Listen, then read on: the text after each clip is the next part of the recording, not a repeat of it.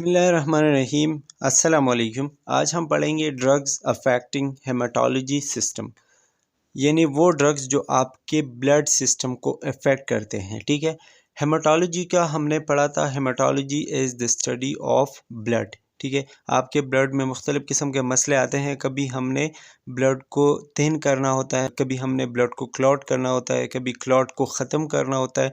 मुख्तलिफ़ किस्म के मसले आते हैं, मुख्तलिफ़ किस्म की चीज़ें होती हैं।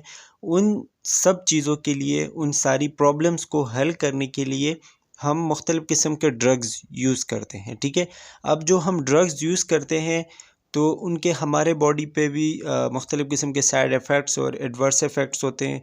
कभी कभी हमको उनके इस्तेमाल का भी नहीं पता होता कि हमने किस तरह से यूज़ करने हैं। ठीक है, तो इस चैप्टर में हम पढ़ेंगे सारे वो ड्रग्स जो किसी न किसी तरीके से आपके हेमाटोलॉजिकल सिस्टम पे इफ़ेक्ट करते हैं। ठीक है, उस पे असर करते हैं, आपके ब्लड को किसी न किसी तरीके से मुतासिर करते हैं। ठीक है, ब्लड के किसी भी बीमारी के लिए, किसी भी डिसऑर्डर के लिए आप यूज़ करते हो। ठीक है, are numerous agents utilize to maintain, preserve and restore circulation. मतलब बहुत सारी चीज़ें हैं जो आपके सर्कुलेशन को रिस्टोर करती हैं, प्रिजर्व करती है। सर्कुलेशन कहते हैं आपके बॉडी में ब्लड का जो फ्लो होता है, मतलब आपका जो हार्ट है वो आपके पूरे बॉडी को ब्लड ट्रांसफ़र करता है। ठीक है, अब ये जो ब्लड का जो ट्रांसफ़र है, जो आपके बॉडी के हर अर्गन को, हर एक कोने तक पहुंचता है, दैट इज़ कॉल्ड सर्कुलेशन। ठीक है, तो हमारे बॉडी के लिए सर्कुलेशन बहुत ज़्यादा इंपॉर्टेंट है।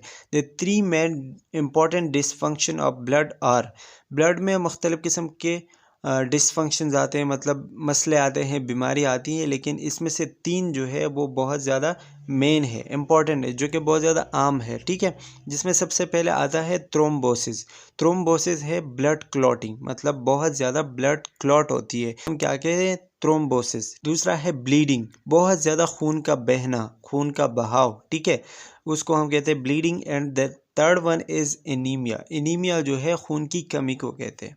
ठीक है, आपने हेमाटोलॉजिकल डिसऑर्डर्स में पढ़ा होगा, anaemia is the deficiency of haemoglobin या the deficiency of blood is called anaemia. ठीक है, तो ये कुछ मेन डिसऑर्डर्स हैं ब्लड के, और इसको हम मुख्तलिफ़ किस्म के ड्रग्स से ट्रीट करते हैं। उन ड्रग्स को हम क्या कहते हैं, हेमाटोलॉजिकल ड्रग्स। इसमें से कुछ बहुत ज़्यादा कॉमन है और हर नर्स को, हर डॉक्टर को इसके बारे में पता होना चाहिए, या जो भी अगर कोई हेल्थ वर्कर है तो पता होना चाहिए।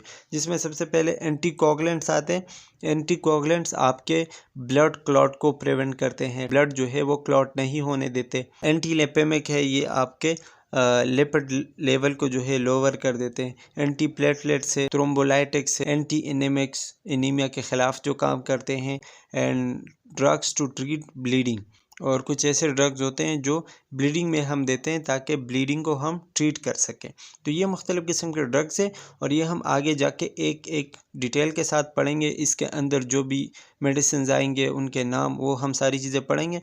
So let's start with the anticoagulants. Anticoagulant जो है interfere with the coagulation process by interfering with the clotting cascade. ये क्या है एंटीकोगुलेंट्स, जैसा कि मैंने आपको बता दिया, ये वो ड्रग्स है जो हम ब्लड क्लॉट को प्रिवेंट करने के लिए देते हैं। मतलब कहीं पे आपका ब्लड क्लॉट हो रहा है जो कि नहीं होना चाहिए, ठीक है, तो हम ये ड्रग देते हैं उस पेशेंट को ताकि वो ब्लड क्लॉट ना हो। अब ये काम कैसे करता है, by interfering with the clotting cascade. Clotting cascade जो है ये एक्टिवेशन ऑफ क्लॉटिंग फैक्टर है, और उनका काम ये होता है कि ब्लड को क्लॉट करना है। लेकिन आपके जो एंटीकोगुलेंट्स है ये जाके उन्हीं प्रोटीन के साथ जो है अटैच हो जाते हैं, उनकी एक्टिविटी को कम करते हैं। सिंपल ये कि आपका जो एंटीकोगुलेंट्स है ये क्लॉटिंग कैस्केड के साथ मिलते हैं, उनकी एक्टिविटी को कम करते हैं। क्लॉटिंग कैस्केड की एक्टिविटी क्या है कि आपकी ब्लड को क्लॉट करना, तो ये एंटीकोगुलेंट जाके उनको बंद कर देते हैं। These agents are use to inhibit clot formation, वही बात है, क्लॉट फॉर्मेशन को बंद करने के लिए हम इस्तेमाल करते हैं, but they do not dissolve existing clots. अब ये जो है इम्पॉर्टेंट पॉइंट है कि मतलब अगर आपके बॉडी में ऐसा है कि पहले से कोई क्लॉट बना हुआ है, ठीक है, तो ये उसको जाके ख़त्म नहीं करेगा। लेकिन अगर कोई बीमारी है, बार बार जो है आपके ब्लड में क्लॉट्स बन रहे हैं, ठीक है, तो ये ड्रग आप लेंगे तो उससे आपका मसला हल हो जाएगा, वो क्लॉट्स नहीं बनेंगे। लेकिन अगर पहले से कोई क्लॉट बना हुआ है तो ये ड्रग इस काबिल नहीं है कि ये जाके उस क्लॉट को ख़त्म करे। पॉइंट टू बी नोटेड, ठीक है। अब इसमें मुख्तलिफ़ किस्म के ड्रग्स आते हैं, जैसे कि हेपरीन है, वारफरीन है, रिकोमरोल है, एनिसिडोइन है, ठीक है। ये मुख्तलिफ़ किस्म के ड्रग्स हैं और ये सारे आप कह सकते हो कि एंटीकोगुलेंट ड्रग्स हैं। मैं आपको बताया जा रहा है कि हेपरीन्स आप ओरली या पेरेंटरली दे सकते हो, मतलब सबकुटेनियस या फिर आईवी भी दे सकते हो, ठीक है। ये जो ड्रग्स होते हैं, heparin is naturally found in the human liver that normally prevent clot formation.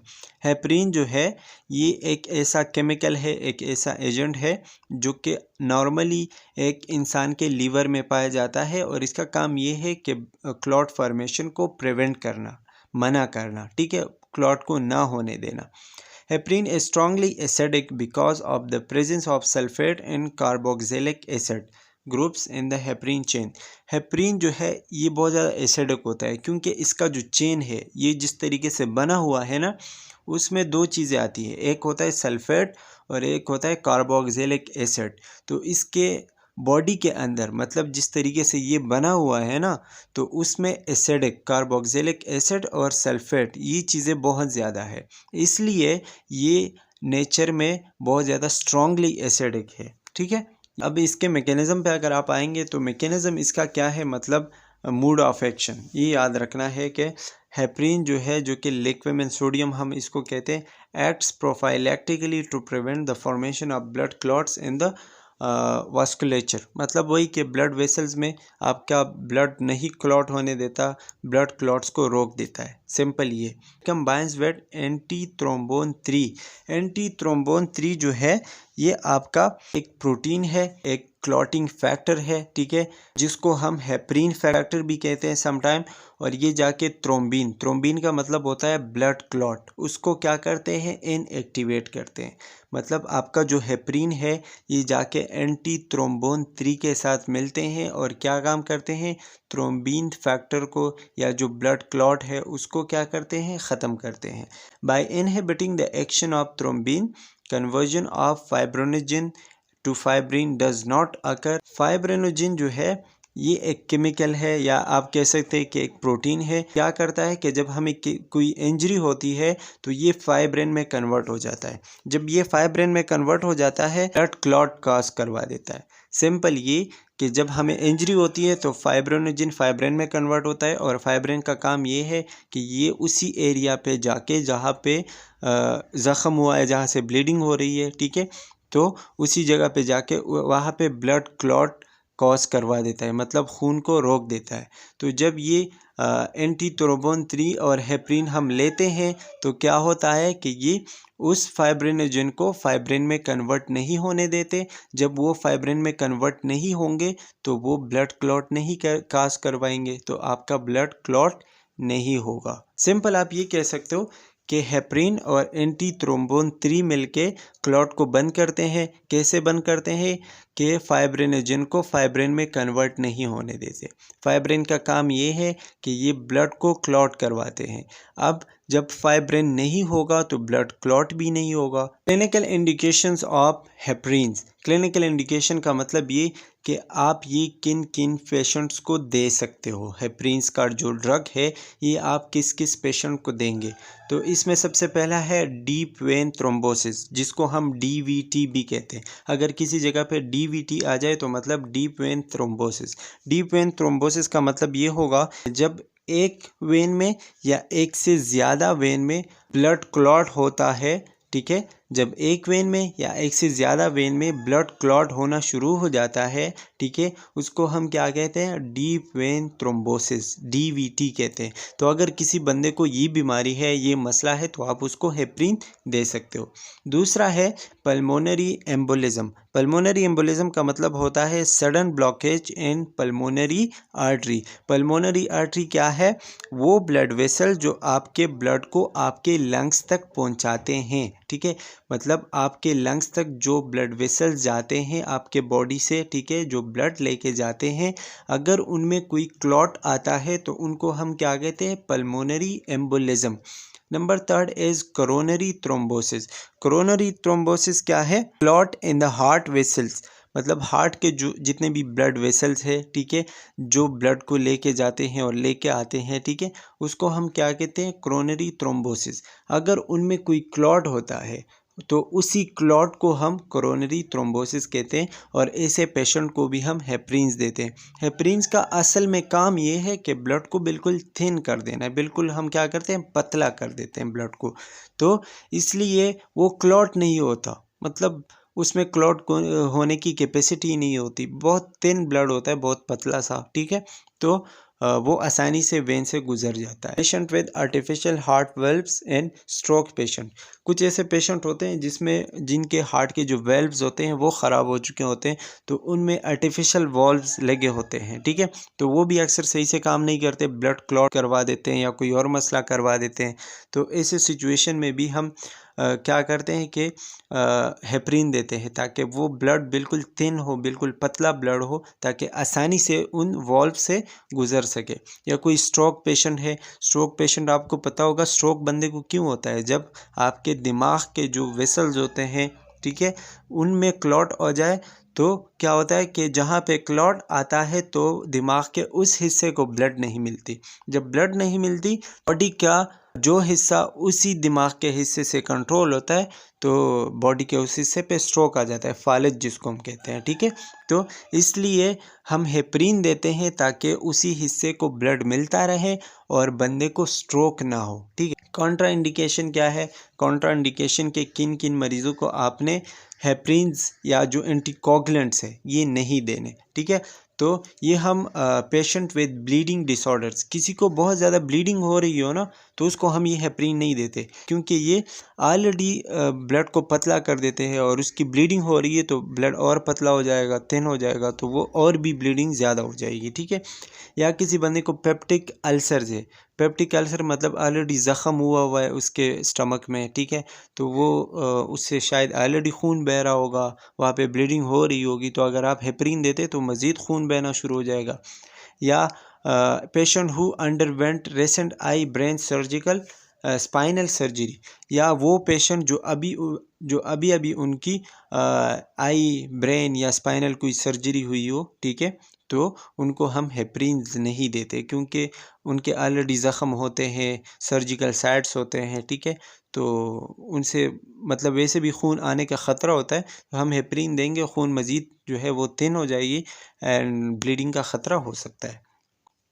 Number second, it is not given to patient with severe liver and renal disease, किसी को बहुत ज़्यादा लीवर का मसला हो, ठीक है, लीवर का मसला क्यों होता है, लीवर में मैं आपको बताऊं, लीवर का काम है खून को साफ़ करना, ठीक है, खून को बॉडी तक पहुंचाने के काबिल बनाना। तो अगर लीवर आपका काम नहीं कर रहा है और आप उसको हेपरिन दे रहे हो, तो आपके लीवर से ख़राब खून जाएगा ना, जो कि साफ़ नहीं होगा, जहरीली खून होगी, ठीक है, तो आपके बॉडी तक अगर वो जाएगा तो मसला होगा, इसलिए हम लीवर डिजीज़ में हेपरिन नहीं देते।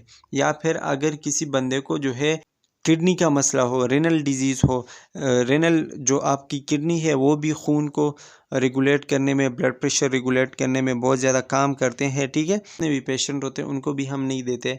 Number third is haemophilia. Haemophilia क्या है, इनहेरिटेड ब्लीडिंग डिसऑर्डर है in which the blood do not clot properly, मतलब हीमोफीलिया एक इनहेरिटेड डिजीज़ है। इनहेरिटेड का मतलब कि ये आपके फैमिली में चला आ रहा होता है ये डिज़ीज़, ठीक है, और आपके मतलब बाप दादा से आपको मिलती है, इनहेरिटेड डिजीज़ होती है। इसमें मसला ये होता है कि आपकी ब्लड जो है अगर ब्लीडिंग होना शुरू हो जाए तो फिर आपकी ब्लड क्लॉट नहीं हो पाती सही से, ठीक है, तो अगर आप हेपरिन हीमोफीलिया वाले पेशेंट को दोगे तो भी मसला बन जाएगा। The next one is CVA। CVA होता है सेरेब्रल वास्कुलर एक्सीडेंट, मतलब अगर किसी बंदे को दिमाग की इंजरी है, उसको कोई भी मसला है, ठीक है, तो उसको भी आप हेपरिन दोगे, क्योंकि दिमाग में ऑलरेडी अगर ब्लीडिंग हो रही है तो आप उसको हेपरिन क्यों देंगे। तो ये कुछ पेशेंट्स हैं जिनको आप हेपरिन्स नहीं दे सकते, ये इसके कुछ कॉन्ट्रा इंडिकेशन है। Heparin is a large protein molecule that can not pass through the placenta easily.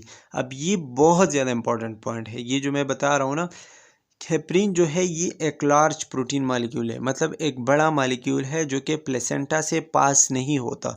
Placenta क्या होता है, जब फीमेल प्रेग्नेंट होती है ना, तो क्या होता है वो उनके साथ प्लेसेंटा के थ्रू कनेक्ट होता है, तो हेपरिन जो है ये एक लार्ज मालिक्यूल है प्रोटीन का जो प्लेसेंटा से पास नहीं होता, इसलिए हम ये प्रेग्नेंट वुमेन को दे सकते हैं। मतलब अगर प्रेग्नेंट वुमेन को आप ये देंगे तो उनमें कोई मसला नहीं कॉज करवाता, उनके बच्चे को कोई मसला नहीं होता। तो सिंपल ये कि प्रेग्नेंट वुमेन को आप हेपरिन दे सकते हो। बाकी जितने भी पेशेंट हैं जिनको कोई भी किसी भी तरीके से ब्लीडिंग का मसला हो उनको आप हेपरिन नहीं दोगे। अब आते हैं इसके फार्माकोकाइनेटिक्स पे, मतलब आपकी बॉडी उस चीज़ को कैसे रिएक्ट करती है, हेपरिन को कैसे लेती है, ठीक है। या आप कह सकते हैं कि एडवर्स इफ़ेक्ट या साइड इफ़ेक्ट्स आप पढ़ सकते हो, ठीक है।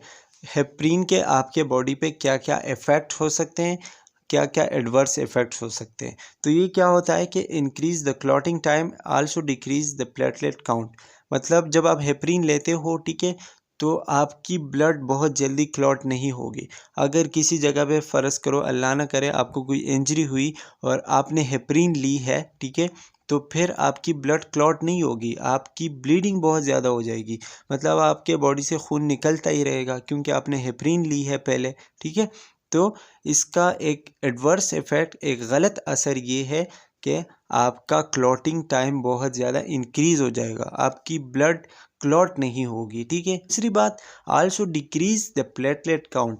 आपका जो प्लेटलेट काउंट होता है ना, मतलब नॉर्मल जितना होता है 150 से 450 इतना होता है नॉर्मल, ठीक है, मतलब मिलियंस में होते हैं, लेकिन सिंपल हम ये कहते हैं 150 से 450। ये हेपरिन क्या करते हैं कि प्लेटलेट की काउंट को कम कर देते हैं, और प्लेटलेट का काम होता है ब्लड को क्लॉट करना। तो जब आपका प्लेटलेट कम होंगे तो वो इस काबिल नहीं होंगे कि आपके ब्लड को क्लॉट कर सके, तो ये भी मसला होता है, ठीक है। तो दो एडवर्स इफेक्ट आ गए यहाँ तक, एक क्लॉटिंग टाइम बहुत ज़्यादा इंक्रीज़ हो जाएगा और दूसरा प्लेटलेट जो है उनकी तादाद कम हो जाएगी। This regard monitoring of the APPT। APPT का मतलब होता है पार्शियल थ्रोम्बोप्लास्टिन टाइम, कि आपका ब्लड नॉर्मली कितने टाइम में क्लॉट होता है, टाइम टू ब्लड क्लॉट आप कह सकते हो। नॉर्मली 20 से 30 सेकंड में आपकी ब्लड जो है वो क्लॉट हो जाती है। मतलब जब भी आपको कोई इंजरी होती है, आपने हेपरिन वगैरह नहीं ली है, आप बिल्कुल नॉर्मल है, तो 20 से 30 सेकंड के अंदर अंदर आपका ब्लड रुक जाता है, ठीक है। और आपका जो है अगर प्लेटलेट लेवल भी सही है, नंबर सही है, तो 20 से 30 सेकंड लगते हैं आपके ब्लड क्लॉट होने तक। अब ये भी इसमें एक इम्पॉर्टेंट पॉइंट है कि नॉर्मल ब्लड क्लॉटिंग टाइम कितना है या पार्शियल थ्रोम्बोप्लास्टिन टाइम कितना है, तो वो कितना है 20 to 30 सेकेंड्स। पैथोलॉजिकल इफेक्ट हो सकते हैं, जैसे कि ब्लीडिंग बहुत ज़्यादा होगी, थ्रोम्बोसाइटोपिनिया होगा। थ्रोम्बोसाइटोपिनिया मतलब डिक्रीज लेवल ऑफ प्लेटलेट्स, ठीक है, प्लेटलेट्स का कम होना। इसके अलावा स्किन एचिंग हो सकती है, बर्निंग हो सकती है, हाइपर सेंसिटिविटी मतलब एलर्जी वगैरह हो सकती है, जैसे कि बहुत ज़्यादा चिल्स होंगे, चिल्स मतलब बहुत ज़्यादा सर्दी लगेगी, फीवर होगा। इसके अलावा यूर्टिकेरिया, यूर्टिकेरिया का मतलब होता है round red rashes on the skin. और एनाफाइलेक्सिस, एनाफाइलेक्सिस का मतलब होता है लाइफ थ्रेटनिंग एलर्जिक रिएक्शन। बहुत ख़तरनाक एलर्जी हो सकती है जो आपके जान के लिए ख़तरा साबित हो सकता है, और ये बहुत तेज़ी के साथ होता है, ठीक है। Life threatening adverse effect is haemorrhage. Life threatening एक और इफेक्ट भी इसका ये है कि हेमरेज हो सकता है। हेमरेज होता है, हेमरेज कहते हैं ब्लीडिंग को, एबनॉर्मल ब्लीडिंग या बहुत ज़्यादा ब्लीडिंग होना। तो अगर आपके बॉडी से बहुत ज़्यादा ब्लीडिंग हो रही है तो ज़ाहिरी बात है आपके बॉडी में ब्लड अगर ख़त्म हो जाएगी तो आप मर जाएंगे, ठीक है, यू विल डाई। तो इसके ये कुछ एडवर्स इफेक्ट है जो कि बहुत ज़्यादा इंपॉर्टेंट है। अब आते हैं आपके नर्सिंग प्रोसेस पे कि आप एज ए नर्स हेपरिन को कैसे डील करेंगे।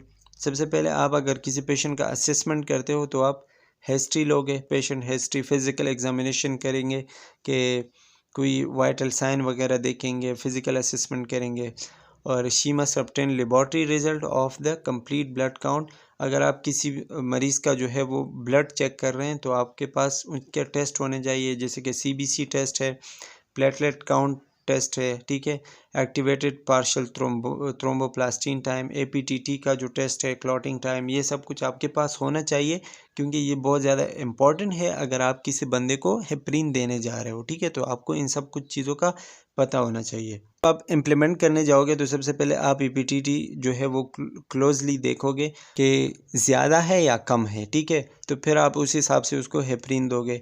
वाइटल साइन वगैरह देखोगे, हेमाटोलॉजिकल स्टेटस देखोगे कि उसको कोई ब्लड की बीमारी तो नहीं है, इनीमिया या कोई और बीमारी तो उसको है नहीं। ब्लीडिंग साइंस देखोगे कि हेमाटूरिया तो नहीं, हेमाटूरिया आपने पढ़ा होगा कि यूरिन में ब्लड आना, ठीक है। या फिर इपिस्टेक्सिस, इपिस्टेक्सिस का मतलब होता है नोज़ ब्लीडिंग, के नोज़ से तो ब्लीडिंग नहीं हो रही। इकाइमोसिस, इकाइमोसिस का मतलब है डिसकलरेशन ऑफ द स्किन, क्योंकि आपके बॉडी के अंदर अंडरनीथ द स्किन जो है वो ब्लीडिंग हो रही होती है, ठीक है। हाइपोटेंशन मतलब ब्लड प्रेशर कम होगा और स्टूल में भी ब्लड आएगा, ये ब्लीडिंग के साइंस हैं। Have available antidote for heparin, antidote वगैरह आप दोगे, प्रोटामीन सल्फेट। आपने क्या करना है कि पेशेंट को बताना है कि कोई भी ओवर द काउंटर ड्रग आपने यूज़ नहीं करने। ओवर द काउंटर ड्रग का मतलब कि आपने जाके खुद ही वो ले लिया, किसी भी स्टोर से कोई भी ड्रग ले ली अपने हिसाब से, ठीक है, तो वो आपने नहीं करना जब आप हेपरिन यूज़ करते हो। अगर कोई भी ड्रग आपने लेना है तो आपने पहले डॉक्टर से इजाज़त लेनी है, उनको इन्फॉर्म कर देना है, वो आपको बताएगा कि ले लो तो फिर सही है, वरना ख़ुद से कुछ भी नहीं इस्तेमाल करना जब भी आप हेपरिन टेबलेट्स वगैरह या जो ट्रीटमेंट है वो कर रहे हो, ठीक है। तो ये काम आपने नहीं करना है। जब आप हेपरिन एडमिनिस्टर करते हो, देते हो, ठीक है, तो सबकुटेनियसली देते हैं, मतलब स्किन के नीचे से देते हैं। इसमें जो नीडल आप यूज़ करते हैं वो 25 to 28 गेज का होना चाहिए और बिल्कुल 90 डिग्री पे आप ये लगाएंगे, ठीक है। डू नॉट मसाज और रब द एरिया, और जब आप वो इंजेक्शन लगाएंगे उसके बाद आपने, जैसे कि नॉर्मली हम करते हैं ना, उस इंजेक्शन के बाद उस एरिया को रब करते हैं हम, आपने ये नहीं करना है हेपरिन के साथ, ठीक है, क्योंकि उससे कोई भी मसले हो सकते हैं, ब्रूजिंग वगैरह हो सकती है।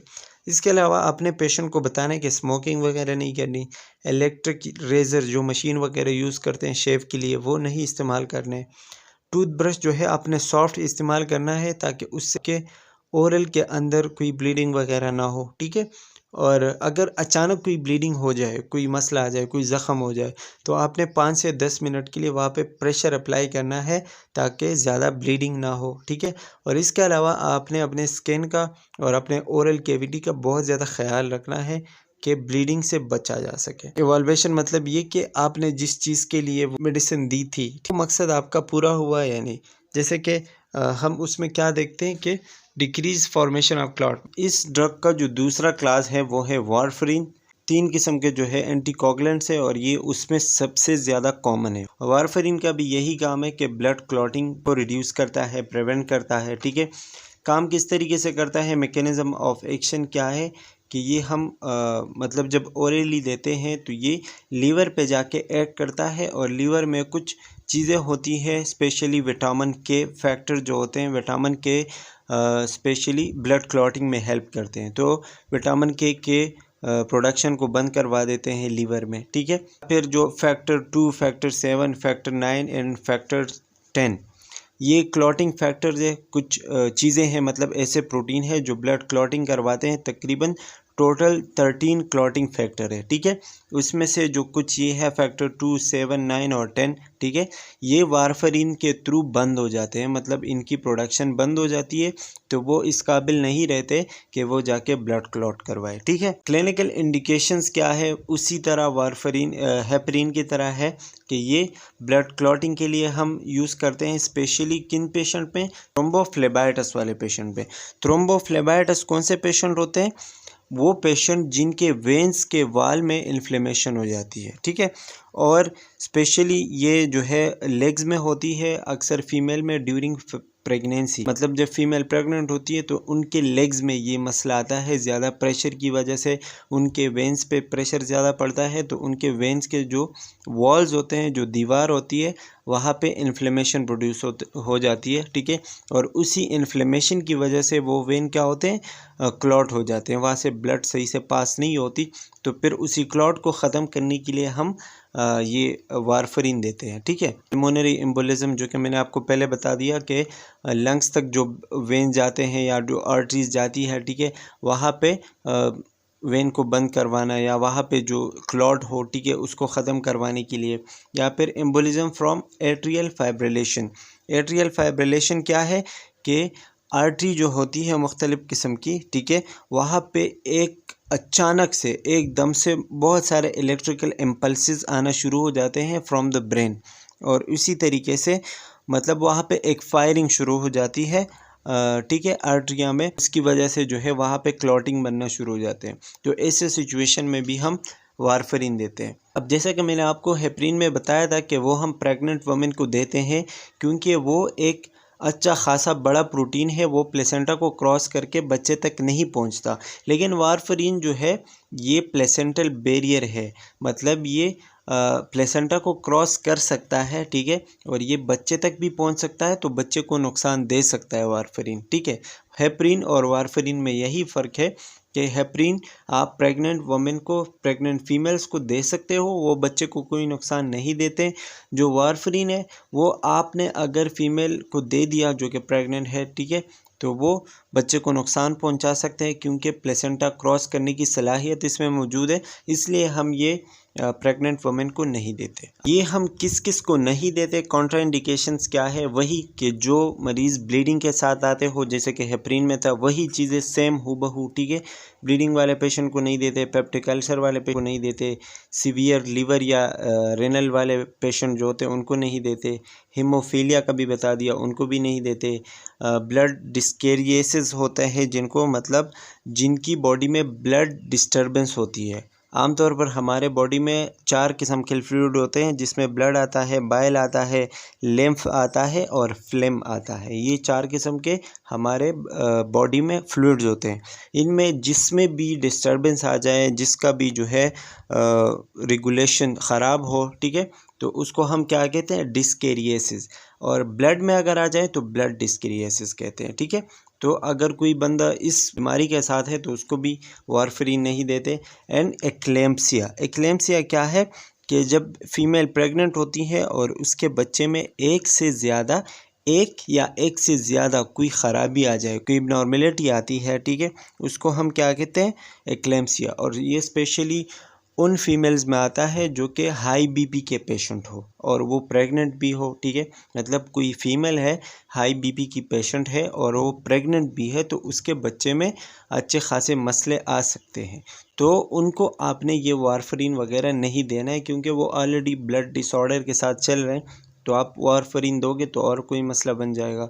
इसके अलावा आप ये प्रेग्नेंट वुमेन को नहीं दे सकते because it is teratogenic. Teratogenic का मतलब है कि एबॉर्शनिक है, मतलब एबॉर्शन करवा सकते हैं, मिसकैरेज करवा सकते हैं, बच्चे को ज़ाया करवा सकते हैं। अच्छा, फार्माकोकाइनेटिक्स पे अगर आते हैं तो anticoagulants prolong the clotting time. Clotting time को ये क्या करते हैं, इंक्रीज़ करते हैं, क्योंकि ये हम ऑलरेडी क्लॉटिंग को बंद करने के लिए देते हैं, तो क्लॉटिंग टाइम इससे क्या होता है, इंक्रीज़ होता है, ठीक है। तो इसलिए हम इसमें देखते हैं prothrombin time. Prothrombin average time कितना है, 9 to 12 सेकंड है, मतलब इतने टाइम के अंदर आपका खून रुकना चाहिए एक आम बंदे का नॉर्मल, ठीक है। डोज देने से पहले चेक करते हैं, किसी भी मरीज़ को वारफरीन देने से पहले हम उसका पीटी टाइम चेक करते हैं। प्रोथ्रोम्बिन टाइम जो है 9 से 12 सेकंड होना चाहिए, ठीक है। अब अगर हम ये ड्रग देते हैं, ठीक है, तो उसका जो पीटी लेवल है वो 1.5 से 2 टाइम्स इतना मतलब होना चाहिए, ठीक है। मतलब अगर किसी बंदे का नॉर्मल 9 से 12 सेकंड है तो उसका 20, 24, 25 इतना सेकंड होना चाहिए। द INR का मतलब है इंटरनेशनल नॉर्मलाइज्ड रेशो, ठीक है। ये भी एक रेशो है जो कि प्रोथ्रोम्बिन टाइम का एक एवरेज निकालते हैं, ठीक है। हम एक मरीज़ को ओरली देते हैं एंटीकोगुलेंट थेरेपी, तो INR हम कितना रखते हैं, 2 to 3.0, मतलब इतना हमारा नॉर्मलाइज्ड रेशो होना चाहिए, ठीक है। लेकिन अगर उसका नॉर्मलाइज्ड रेशो जो है वो इस रेंज से कम आ रहा है, मतलब 2 to 3 हमारा जो है वो नॉर्मलाइज रेशो है, हमने इतना रखा हुआ है। लेकिन अगर हम देखते हैं उसका रेशो 1 आ रहा है, 0.5 आ रहा है या 1.5 आ रहा है, मतलब 2 से कम आ रहा है, तो हम वारफरीन को इंक्रीज़ कर देते हैं। अगर इससे ज़्यादा आ रहा है, 3.5 आ रहा है, 4 आ रहा है, ठीक है, तो फिर हम उसको वारफरीन रिड्यूस कर देते हैं, कम कर देते हैं, ठीक है। क्या अगर आप एडवर्स इफेक्ट देख लें तो वही बात है कि ब्लीडिंग इंक्रीज़ करवाएंगे, थ्रोम्बोसाइटोपिनिया मतलब प्लेटलेट्स की तादाद कम होगी, एनोरेक्सिया बहुत ज़्यादा वेट लॉस होगी, ठीक है, nausea, vomiting, diarrhoea, abdominal cramp, रेश एंड फीवर, ये तो मतलब वही पुराने साइन सिम्टम्स है। एलोपेशिया हो सकती है, एलोपेशिया कहते हैं लॉस ऑफ हेयर, ठीक है, मतलब हेयर लॉस, बंदा जो है वो उसके बाल चले जाते हैं। Bone marrow depression, bone marrow जो है वो ब्लड नहीं बना पाएगी, ब्लड की कमी हो जाएगी, ठीक है। एंड डर्मेटाइटिस मतलब स्किन की इन्फ्लेमेशन, कोई भी बीमारी। और इसके अलावा जो ख़तरनाक इसका इफ़ेक्ट है, जो एडवर्स इफ़ेक्ट, वो है हेमरेज। इसके अलावा जब आप किसी पेशेंट को देते हो, ये एज ए नर्स आपकी क्या रिस्पॉन्सिबिलिटी है, तो पहले आप असेसमेंट करोगे। सबसे पहले आप उसका ये देखोगे कि कोई फ़ीमेल पेशेंट है तो वो आप उसकी प्रेगनेंसी चेक करोगे कि प्रेग्नेंट तो नहीं है, या फिर आप ये देखोगे कि कोई रिसेंट सर्जरी वगैरह तो नहीं हुई, ठीक है, मतलब कोई ताज़ा ज़ख़म जिसको हम कहते हैं, कोई ताज़ा ज़ख़म तो नहीं है सर्जरी से या किसी भी चीज़ से, या कोई एक्सीडेंट वगैरह हुआ है, ठीक है, तो ये आप देखेंगे। इसके अलावा आप उसके वाइटल साइंस और फिज़िकल असेसमेंट सब कुछ देखोगे, करोगे, ठीक है। आपके पास कुछ टेस्ट होने चाहिए जिसमें आपका कंप्लीट ब्लड काउंट, जिसको हम CBC कहते हैं, प्लेटलेट टेस्ट होना चाहिए, PTT का टेस्ट होना चाहिए, INR एंड क्लॉटिंग टाइम, ये सब कुछ आपको पता होना चाहिए। ये एक मरीज़ का जब भी आप उसको वारफरीन देने जा रहे हो, ठीक है। इसके अलावा जब आप इम्प्लीमेंट करते हो तो वही हेमाटोलॉजिकल स्टेटस और वाइटल साइंस वगैरह देखोगे। ये मैंने पहले वो हेपरिन में सारी चीज़ें क्लियर कर दी हैं, इसलिए मैं ज़्यादा डिटेल में नहीं जा रहा, ठीक है। मॉनिटर साइंस आप ब्लीडिंग वही देखोगे, ब्लीडिंग के साइंस देखोगे, हेमाटूरिया, हिपिक्सेस्टिस, ब्लैक टेरी स्टूल। ब्लैक होते हैं, क्यों होते हैं? क्योंकि इंटरनल ब्लीडिंग हो रही होती है स्टमक में, इंटेस्टाइन में, ठीक है, तो उसी स्टूल में ब्लड मिल के बाहर आता है, तो इसलिए वो ब्लैक नज़र आते हैं। इमोसिस, एक इमोसिस का मैंने बता दिया कि इंटरनल ब्लीडिंग को कहते हैं, जिसकी वजह से स्किन जो है वो डिस्कलरेशन में आ जाती है। हाइपोटेंशन है और ब्लड इन स्टूल है, ठीक है। ये इसके साइंस सिम्टम है। जब भी आप किसी मरीज़ को ये इम्प्लीमेंट करने जाओगे वारफरीन, तो ये सारी चीज़ें देखोगे। अब अगर ऐसा है कि किसी बंदे को, मतलब आपने वारफरीन दी है, ठीक है, और उसको मतलब कोई इंजरी हो गई, कोई एक्सीडेंट हो गया, ठीक है, गलती से, तो उसके लिए अब आपके पास एंटीडोट होना चाहिए। एंटीडोट का मतलब होता है कि आपने वारफरीन तो दी है, लेकिन उसको गलती से कोई एक्सीडेंट, कोई इंजरी हो गई और उसकी ब्लीडिंग शुरू हो गई, तो अब उसकी ब्लड तो रुकेगी नहीं, क्योंकि आपने वारफरीन दी है। तो आप एंटीडोट दोगे। एंटीडोट का मतलब होता है कि वारफरीन के इफ़ेक्ट को ख़त्म करने वाला कोई एजेंट दोगे, जो कि क्या है, विटामिन K दोगे या फिर फाइटोनाडिन दोगे। इसके एंटीडोट है। वारफरीन के इफ़ेक्ट को कम करने के लिए या ख़त्म करने के लिए हम ये ड्रग्स यूज़ करते हैं। इसमें भी वही चीज़ें कि पेशेंट को आपने बताना है कि स्मोक नहीं करना, इलेक्ट्रिक रेज़र वगैरह यूज़ नहीं करने, सॉफ्ट टूथ ब्रश इस्तेमाल करना है। कोई सडन हेमरेज, कोई इंजरी हो जाए तो 5 से 10 मिनट के लिए आपने प्रेशर अप्लाई करना है उस जगह पे, ताकि खून रुक सके, ठीक है, और अपने ओरल कैविटी का ख्याल रखना है। इसके अलावा अपने पेशेंट को ये बताना है कि जिस चीज़ में विटामिन K ज़्यादा हो, ठीक है, जैसे कि स्पाइनच या नट्स या ऐसी चीज़ें हो गई, ठीक है, या ड्राई फ्रूट वगैरह, ठीक है, तो वो आपने ज़्यादा नहीं खानी, अवॉइड करनी है, क्योंकि उससे आपके ब्लड में प्लेटलेट्स की जो है तादाद ज़्यादा हो जाती है और आपकी ब्लड जो है वो क्लॉट हो सकती है दोबारा। एवाल्वेशन पे आते हैं, तो एवाल्वेशन में आप ये देखोगे कि किस लिए जो है वो आप देते हैं, तो उसका नतीजा क्या निकला, तो आप ये देखोगे कि क्लॉट की तादाद कम हो रही है या नहीं, मतलब क्लॉट अब ज़्यादा बन रहे हैं या नहीं बन रहे, ठीक है।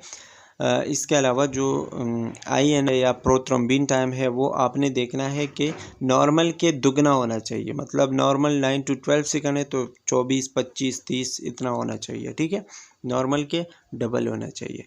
तो इट्स ऑल अबाउट द वारफरीन। यहाँ पे ये वाला लेक्चर इन करते हैं। इंशाल्लाह नेक्स्ट लेक्चर में हम एंटीप्लेटलेट से स्टार्ट करेंगे और इस चैप्टर को फिर इंशाल्लाह इन करेंगे। So that's all and thanks for watching, take care, bye bye.